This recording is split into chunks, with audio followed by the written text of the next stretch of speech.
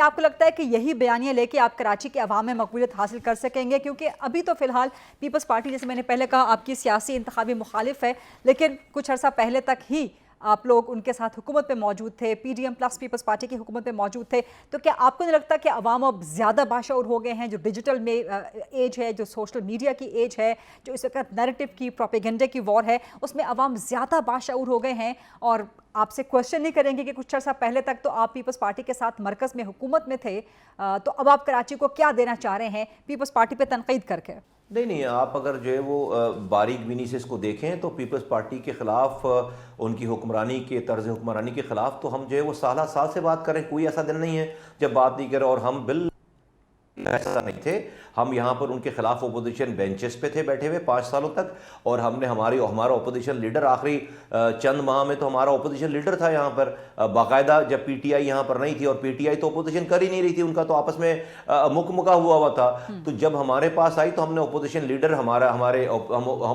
हमने मुंतखब करवाया और हम ओपोजिशन बेंचेस पे थे, जब भी तो हमारा ओपोजिशन लीडर आया।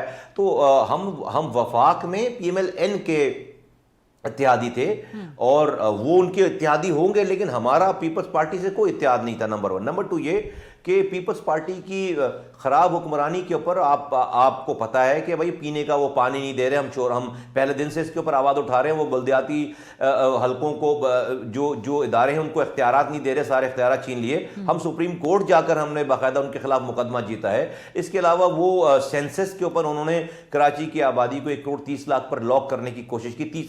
30% से इनकी आबादी कराची की दिखा रहे थे और डेट उन्होंने ख़त्म करने से का ऐलान कर दिया कि 98% आबादी कंप्लीट हो गई है। हमने उसको परसू किया, कॉन्टेस्ट किया, सबूत व शवाहिद जमा किए, वज़ीर आज़म के पास गए 5 दफ़ा और हमने डेट बढ़वाई। और जब वो जुलाई 23 को डेट जब ख़त्म हुई है तो 2 करोड़ 3 लाख लोग गिने गए हैं जुलाई 23 जुलाई तक। कहाँ 1 करोड़ 30 लाख और कहाँ 2 करोड़ 3 लाख।